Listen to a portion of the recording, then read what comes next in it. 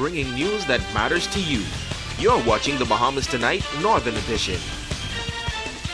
Welcome back.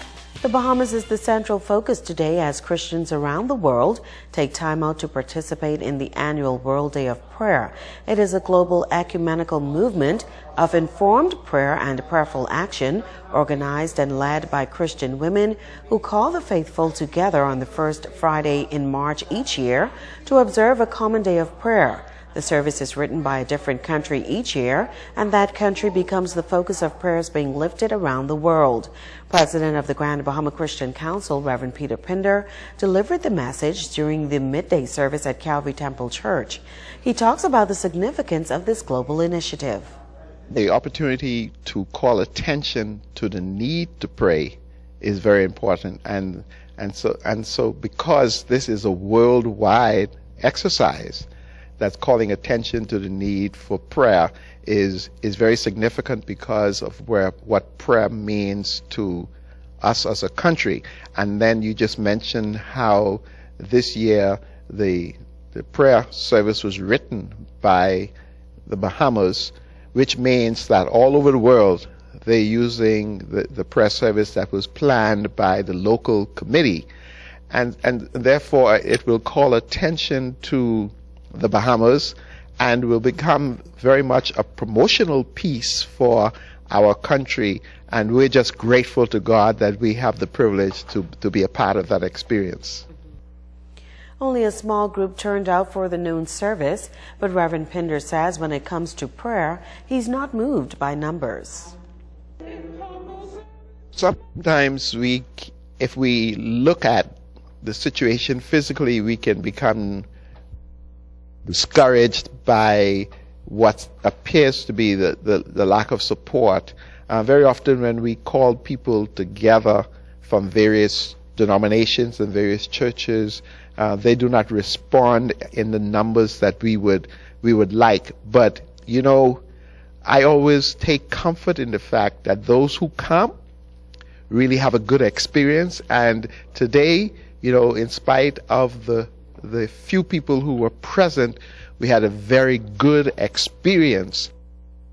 Now the World Day of Prayer will wrap up with a service at 7:30 this evening at the Pro-Cathedral of Christ the King. Investigations are continuing into a traffic accident that sent several people to hospital. The mishap taking place at the Shearwater Drive and the Seahorse Road intersection just behind Commonwealth Bank in Lucaya.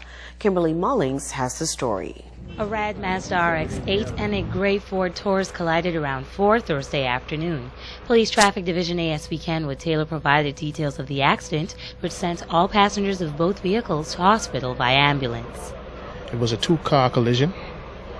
There were three occupants in one vehicle, 2 occupants in the second vehicle. Both vehicles are, as you can see, severely damaged. All 5 occupants were injured, not seriously, thank God. Due to the severity of the impact, debris could be seen everywhere throughout the scene. Despite the wet roads Thursday afternoon, ASP Taylor added that speed was definitely a factor in this accident. He urges all motorists to be alert. Speed doesn't shorten the road, but it shortens your life. I'd like to use this opportunity to sensitize members of the public while they're driving our busy street to drive with care and attention. We have just recently had a fatality on this very same road, and we are asking members of the public to drive with care and attention. Kimberly Mullings, ZNS Network News. Thanks, Kimberly. The Ministry for Grand Bahama and the Uniformed Youth Organizations, in collaboration with the directors of Grand Bahama's top bands, have organized a special musical tribute to the founding band directors and original members of the island's bands. It will take the form of a grand marching band performance this coming Sunday at 3 p.m. on Abaco Drive in Hawksville.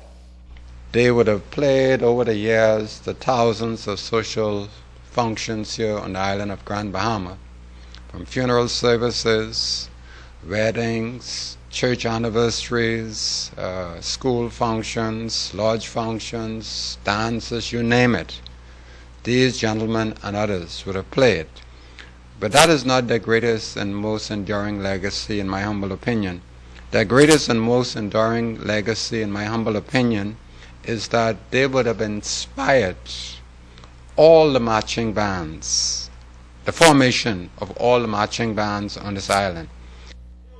Two of the honorees, Ivan Johnson and Frederick Bethel, were responsible for the formation of the Pioneers Community Brass Band more than 55 years ago. The National Arts Festival wrapping up the first week of adjudication here on Grand Bahama. Tonight, Italia Hall takes a look at some of the performances.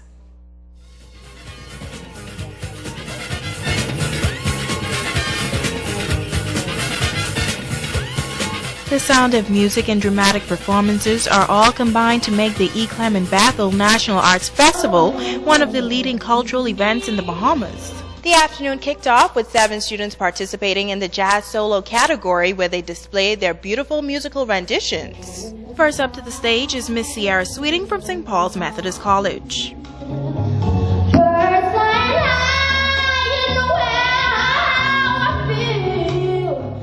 Expectations are high as these songbirds perform before their judges and their peers. It's a new dawn, it's a new day, it's a new life for me. Oh, don't cry, no more.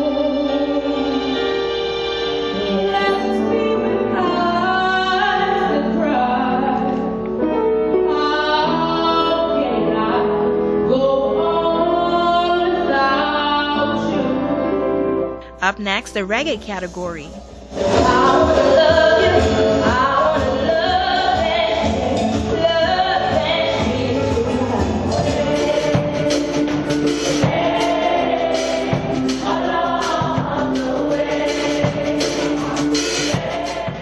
The festival plays a critical role in the development of artistic talent here in the Bahamas, and the E. Clement Bethel National Arts Festival will start again Monday, March 9th at the Grand Lupine Resort.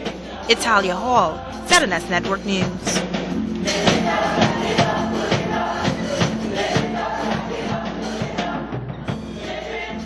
And this reminder, time changes this weekend, so don't forget on Sunday to turn your clocks ahead 1 hour at 2 a.m. as daylight savings time begins. Team, I'm Sabrina Brown. Thank you for watching. The Bahamas Tonight continues.